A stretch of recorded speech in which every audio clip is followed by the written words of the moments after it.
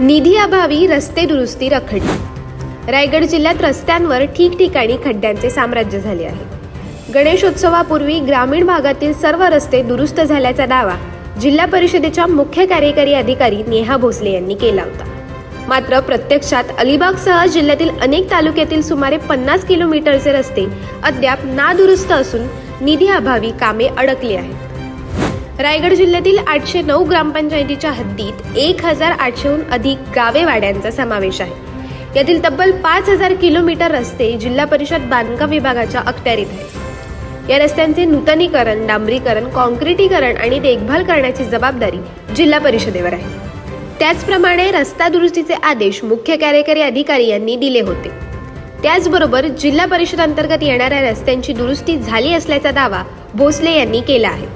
मात्र निधीअभावी रस्त्यांची दुरुस्ती अपुरी राहिली असल्याची माहिती समोर आली आहे। त्यामुळे ग्रामीण भागातील नागरिकांना दरवर्षीप्रमाणे यंदाही गणेशोत्सवात खड्ड्यातून प्रवास करावा लागत आहे। बांधकाम विभागाकडून मिळालेल्या माहितीनुसार या रस्त्यांच्या तातडीच्या दुरुस्तीसाठी किमान 25 लाख रुपयांचा निधी आवश्यक आहे। मात्र निधी उपलब्ध न झाल्याने दुरुस्तीची कामे रखडली असून ग्रामस्थांना त्रास सहन करावा लागत आहे।